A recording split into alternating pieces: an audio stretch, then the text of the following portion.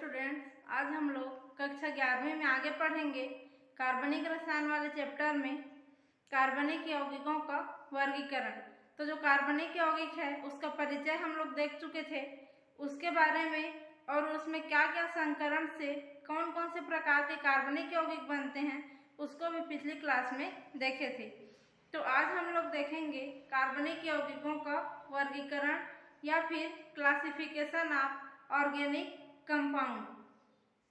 तो जितने भी कार्बनिक यौगिक हैं जिनमें क्या रहता है, कार्बन और हाइड्रोजन पाए जाते हैं और कार्बन के बीच में बंध पाया जाता है। उनको मुख्य रूप से दो आधार पर बहुत से वर्गीकरण में वर्गीकृत किया गया है। तो पहला उसमें आता है यौगिकों की संरचना। तो जो कार्बनिक यौगिक रहेगा ना उसकी संरचना को देखेंगे। तो संरचना के आधार पर पहला वर्गीकरण किया गया है और दूसरा जो वर्गीकरण है उसमें क्या होगा, कोई सा भी कार्बनिक यौगिक है उसमें हम लोग देखते थे OH एल्कोहल कहलाता है, CHO एल्डिहाइड कहलाता है और इस प्रकार से COOH जो रहता है वो अम्ल या फिर एसिड कहलाता है। तो ये सब हमारे क्रियात्मक समूह है। इसी में NH2 बराबर एमीन होता था। तो इन सब के आधार पे भी जो क्रियात्मक समूह है उनके आधार पे कार्बनिक यौगिकों को बांटा गया है। तो इन सब के आधार पे दूसरा वर्गीकरण आएगा। तो पहला वर्गीकरण है संरचना के आधार पे और दूसरा वर्गीकरण है कि कार्बनिक यौगिक में उपस्थित जो है क्रियात्मक समूह उनके आधार पे वर्गीकरण। तो हम लोग डिटेल से इसको अभी देखेंगे। तो पहला देख लेते हैं संरचना के आधार पे वर्गीकरण।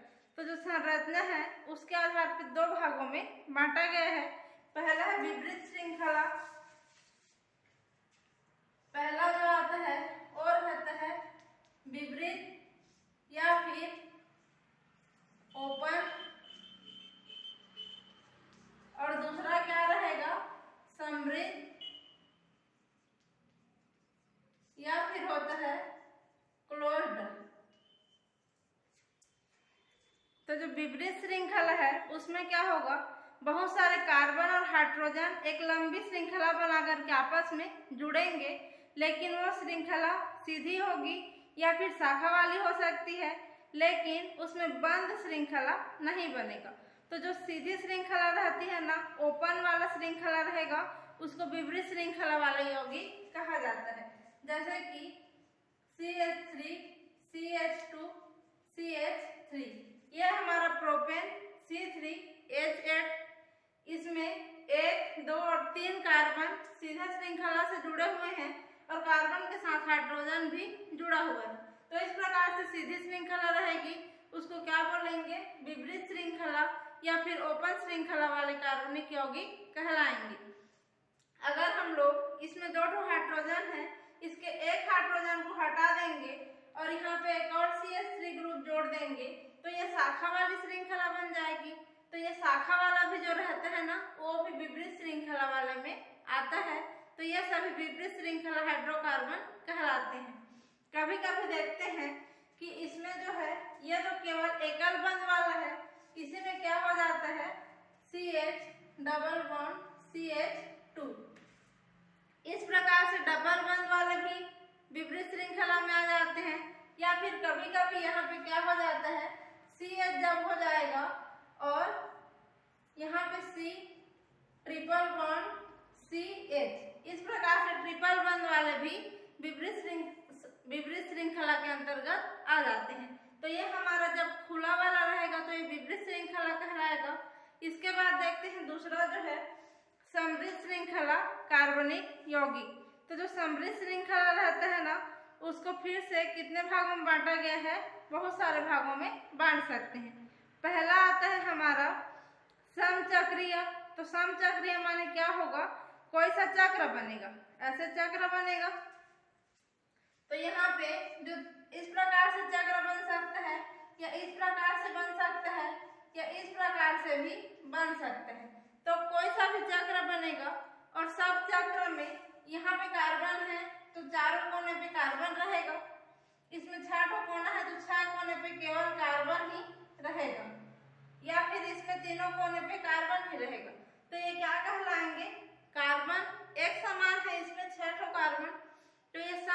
चक्रीय समृद्ध श्रृंखला वाले यौगिक कहलाएंगे। तो इस प्रकार का जो रहता है ना, उसको एलिसाइक्लिक यौगिक भी कहा जाता है।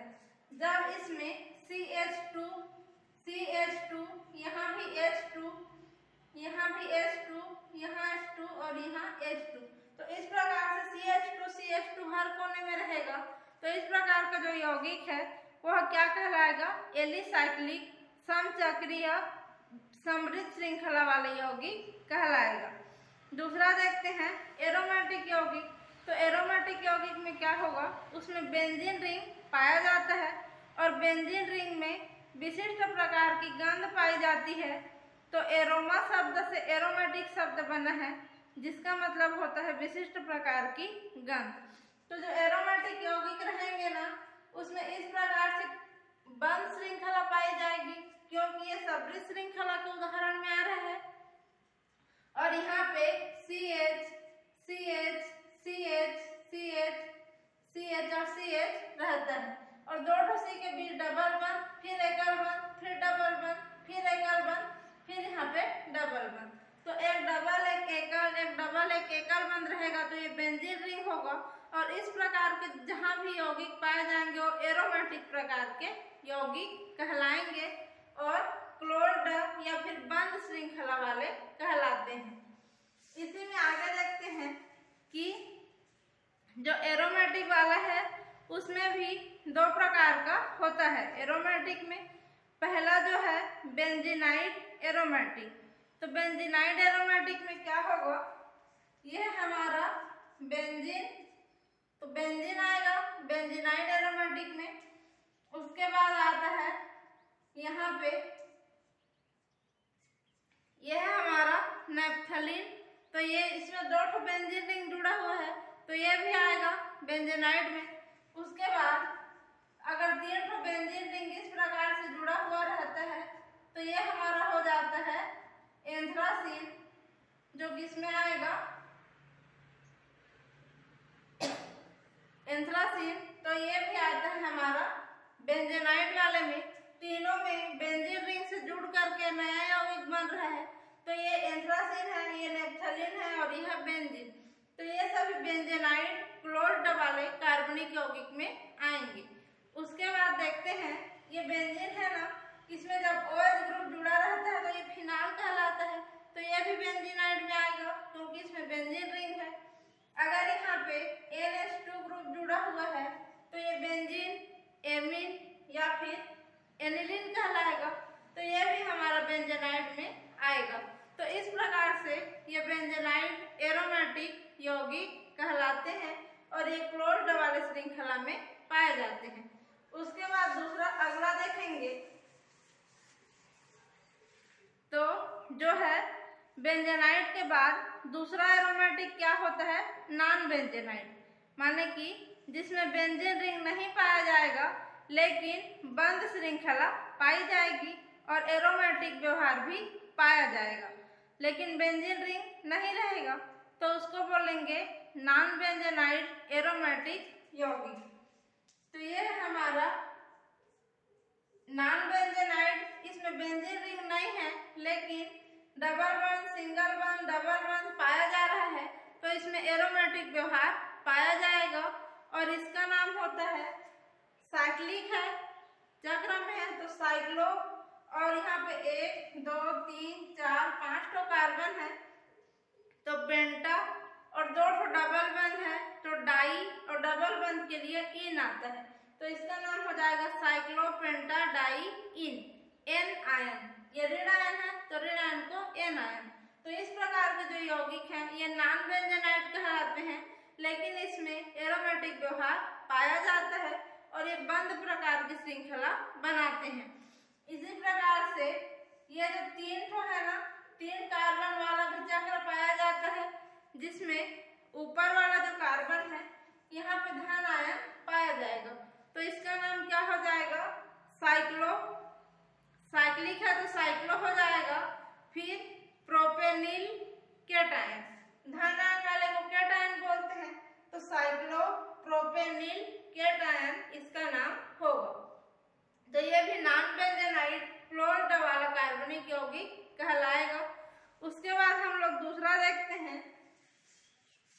ये सब में क्या था, केवल कार्बन कार्बन पाया जाता था चक्र के अंदर में। अब इसमें क्या होगा, दूसरे प्रकार का देखेंगे क्लोज्ड में, तो उसमें क्या आता है, विषम चक्रीय यौगिक।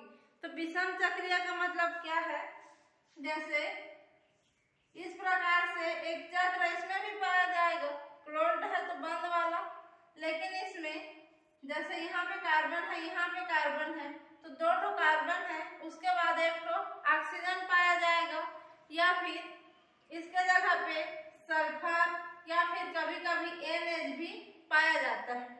तो दो ठो कार्बन है और एक ठो कोई अगला अलग से तत्व यहाँ पे पाया जाएगा।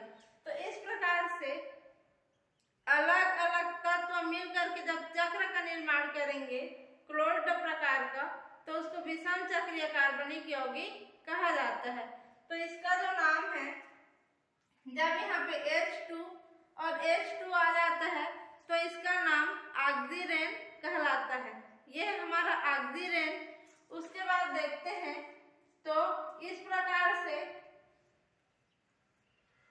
चार ठो कार्बन और एक ठो ऑक्सीजन वाला जो यौगिक रहता है उसका नाम है टेट्राहाइड्रोफ्यूरेन। ये फ्यूरेन से मिलके बना है और चार हाइड्रोजन लेता है, तो इसका नाम है टेट्राहाइड्रोफ्यूरेन। इसमें जो बंद रहेगा ना, इस प्रकार से कोई सा भी चक्र बनेगा, इस चक्र में ऐसा जो कोना दिखाई देता है ना, बंद वाले में कोई सा भी कोना, उसका मतलब कार्बन रहता है। तो हर कोने में कार्बन रहेगा और जहाँ पे कार्बन नहीं रहेगा वहाँ पे जैसे ऑक्सीजन है तो ऑक्सीजन को लिख दिया जाता है, यहाँ पे ऑक्सीजन है तो ऑक्सीजन को लिख देते हैं। अगर यहाँ पे ऑक्सीजन की जगह NH भी आ जाता है तो इसको भी लिख दिया जाता है। तो ये हमारा दूसरा हो गया, जिसमें कार्बन के अलावा अन्य तत्व भी पाए जाते हैं। ये विषम चक्रीय यौगिक में आएगा। उसके बाद अगला देखते हैं।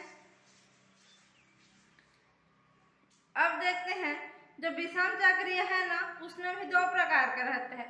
पहला एलिसाइक्लिक विषम चक्रीय और दूसरा एरोमेटिक विषम चक्रीय। तो एलिसाइक्लिक में क्या होगा, उसमें एरोमेटिक गुण नहीं पाया जाएगा तो एलिसाइक्लिक कहलाएगा। दूसरा क्या आता है, एरोमेटिक विषम चक्रीय। तो जो एरोमेटिक विषम चक्रीय है उसमें ये हमारा आता है, ये हमारा फ्यूरेन, जब चार कार्बन और रहता है और दो डबल बंद, तो यह फ्यूरेन, इसमें एरोमेटिक गुण पाया जाएगा, लेकिन ये विषम चक्रीय है तो ये एरोमेटिक विषम चक्रीय यौगिक में आएगा। इसी प्रकार से ये है NH डबल बंद, इसका नाम हो जाता है पायराल। तो ये है पायराल, इसमें भी एरोमेटिक गुण पाया जाता है और विषम चक्रीय है तो ये एरोमेटिक विषम चक्रीय वाले में आएगा। अगर यहाँ पे S रहता है तो इसका नाम हो जाएगा थायोफिन। सल्फर को थायो बोला जाता है तो थायोफिन इसका नाम हो जाएगा और यह भी एरोमेटिक विषम चक्रीय में आएगा। तो इस प्रकार से हमारा कार्बनिक यौगिक का संरचना के आधार पे जो वर्गीकरण था यहाँ पे कंप्लीट होता है।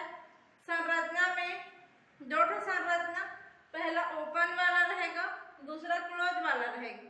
क्लोज वाले में दो प्रकार का, पहला एरोमेटिक रहेगा और दूसरा नॉन एरोमेटिक रहेगा। तो और एक रहता है समचक्रीय और दूसरा रहता है विषम चक्रीय। तो समचक्रीय में केवल कार्बन पाया जाएगा और विषम चक्रीय में कार्बन के अलावा सल्फर, ऑक्सीजन, नाइट्रोजन ये सब श्रृंखला के अंदर में पाए जाएंगे। तो ये हो गया संरचना के आधार पे कार्बनिक यौगिकों का वर्गीकरण।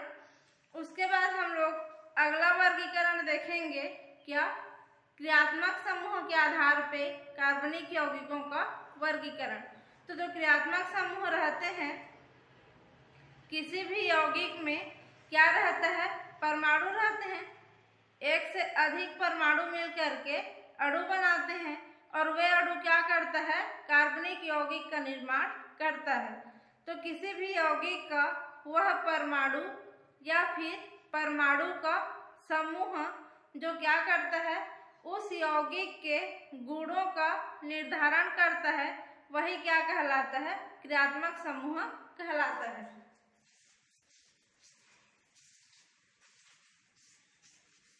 कोई सा कार्बनिक यौगिक है जैसे C2H5OH, ये एल्कोहल है हमारा, इसमें OH ग्रुप है, तो हमको पता चल रहा है कि ये एल्कोहल है, एथिल एल्कोहल है। तो इसका जो गुण रहेगा वो किस पे निर्भर करेगा, इस OH पे निर्भर करेगा। ये तो हमारा एल्किल ग्रुप हो जाएगा C2H5।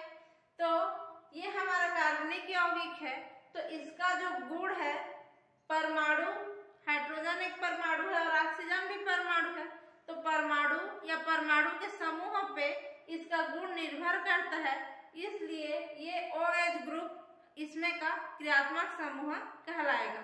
इसी प्रकार से एल्डिहाइड, कीटोन, ईथर, अम्ल, ये सभी क्रियात्मक समूह कहलाते हैं, जिनके आधार पे उस कार्बनिक यौगिक के गुणों का निर्धारण किया जाता है। तो यहाँ पे जो हाइड्रोकार्बन रहते हैं ना, उसमें क्या रहता है, RH से प्रदर्शित किया जाता है। जो हाइड्रोकार्बन है उनको RH से प्रदर्शित करते हैं। तो RH का मतलब CH4, ये मेथेन है, उसके बाद C2H6, ये एथेन हो जाएगा। इसी प्रकार से C3H8, ये हमारा क्या होगा, प्रोपेन होगा। ठीक है, तो ये है संतृप्त हाइड्रोकार्बन कहलाता है, और इसका सूत्र होता है RH। ये है मेथेन, ये हमारा हो जाएगा एथेन, और ये हमारा होगा प्रोपेन। अब इसमें देखते हैं, इस H को अगर हम लोग बाहर निकाल देंगे R में से, तो यहाँ पे केवल R बचेगा इसमें से। इसी प्रकार इसमें से एक H को बाहर निकालेंगे तो यहाँ पे CH3 बचेगा। इसमें के एक तो हाइड्रोजन को बाहर निकालेंगे यहाँ से, तो क्या बचेगा, C2H5 बचेगा, और इसमें के एक हाइड्रोजन को बाहर निकालेंगे तो C3H7 यहाँ से बचेगा। तो अब इसमें क्या करते हैं, ये जो मेथेन था इसका नाम, तो मेथेन से जो एल्किल ग्रुप बनता है, माने कि मूलक बनता है, उसको मेथेन से बना है तो इसको बोलेंगे मेथिल। एथेन से ये बना है तो इसका नाम हो जाएगा एथिल, और प्रोपेन से ये बना है तो इसका नाम हो जाएगा प्रोपिल। इसी प्रकार से ब्यूटिल, पेंटिल, हेक्सिल, हेप्टिल, इस प्रकार से आगे कार्बन की संख्या जब बढ़ेगी तो उसका नाम आते जाता है। ठीक है, अब हम लोग देखेंगे कि जो बेंजीन रहता है ना, उसको ARH लिखा जाता है। AR का मतलब है बेंजीन रिंग या एरोमेटिक। उसमें से जब हाइड्रोजन को बाहर निकाल देंगे तो AR ग्रुप बचता है। तो AR ग्रुप को एरिल ग्रुप या फिर AR को एरिल ग्रुप बोलते हैं। इसी प्रकार से जो C6H6 है, ये हमारा बेंजीन कहलाता है। इसमें का एक हाइड्रोजन को बाहर निकाल देंगे, माइनस कर देंगे, तो यहाँ से C6H5 बनता है, तो इसका नाम हो जाता है फेनिल। तो ये हमारे क्या है, एल्किल ग्रुप है। ये सब मेथिल, एथिल, प्रोपिल, इसकी जगह पे फेनिल ग्रुप भी कभी कभी लिखते हैं कार्बनिक यौगिक में, या फिर एरिल ग्रुप को भी लिखा जाता है। तो ये सभी क्या कहलाएंगे, हमारे हाइड्रोकार्बन कहलाते हैं। और उसमें से डबल बंध वाले भी कहीं कहीं पे पाए जाते हैं, जिनको हम लोग एल्कीन या फिर एथीन कहते हैं। जब ट्रिपल बंध वाला पाया जाता है, 3 ठो बंध रहता है 2 कार्बन के बीच में, तो उसको एल्काइन कहते हैं। तो यहाँ पे क्या होगा, इन सब में जब कोई विशेष क्रियात्मक समूह आकर के जुड़ता है तो इसके आधार पर इनको वर्गीकृत किए गए हैं। तो अब हम लोग देखेंगे कि कौन कौन सा क्रियात्मक समूह पाया जाता है। तो ये हमारा एल्किल ग्रुप है, इसमें कोई सा भी क्रियात्मक समूह यहाँ पे आकर के जुड़ सकता है। तो यहाँ पे जो जुड़ने वाला क्रियात्मक समूह है ये कई प्रकार के होते हैं। जैसे एक्स का मतलब क्या है? हेलोजन या फिर हैलाइड। जब OH ग्रुप रहता है तो इसका मान क्या है? एल्कोहल कहलाता है। OR ग्रुप जब पाया जाता है तो OR को क्या बोलते हैं? ये एल्किल ग्रुप है और ये ऑक्सीजन है तो इसका नाम एल्कोक्सी हो जाएगा। इसी प्रकार से CHO रहता है तो क्या आता है? एल्डिहाइड। COOH रहेगा तो इसको क्या बोलेंगे? अम्ल बोलेंगे। दो ठो बंध के साथ जब डबल बंध, दो अलग अलग बंध के साथ जब CO ग्रुप जुड़ता है तो इसको कीटोन बोलते हैं। ठीक है। NH2 ग्रुप जब रहता है तो इसको एमीन बोला जाता है। इसी प्रकार से ये हमारा प्राथमिक एमीन या फिर 1 डिग्री एमीन कहलाता है। जब NH ग्रुप रहता है इस प्रकार से तो इसको द्वितीयक एमीन बोलते हैं। और NH N और 3 ठो बंध पाया जाता है तो इसको तृतीयक एमीन या फिर 3 डिग्री एमीन बोलेंगे। इसी प्रकार से आगे हम लोग देखते हैं तो CN जब रहेगा तो इसको साइनाइड बोलते हैं। NC जब रहता है तो इसको आइसोसाइनाइड बोला जाता है। N और 2 ग्रुप जब रहता है तो इसको नाइट्रो ग्रुप बोलते हैं। और COOR ग्रुप जब पाया जाता है तो इसको क्या बोलेंगे? एस्टर ग्रुप बोला जाता है। तो ये सब हमारे क्या हैं? क्रियात्मक समूह हैं। तो एल्किल ग्रुप के साथ यहाँ पे अगर OH जुड़ेगा तो ये एल्कोहल हो जाएगा। अगर यहाँ पे OR जुड़ेगा तो ये एल्कोक्सी हो जाएगा। CHO ग्रुप यहाँ पे जुड़ेगा तो ये एल्डिहाइड ग्रुप हो जाएगा। तो जो भी यहाँ पे जुड़ेगा उसके आधार पे इसके गुणों का निर्धारण होगा, भौतिक और रासायनिक गुणों का। इसलिए ये सभी हमारे क्रियात्मक समूह हैं और इन्हीं के आधार पे क्या होता है? इन कार्बनिक यौगिकों के इन सब के गुणों का निर्धारण होता है। तो इतने प्रकार के क्रियात्मक समूह हैं और इतने प्रकार के हमारे इनके आधार पे कार्बनिक यौगिक हो सकते हैं।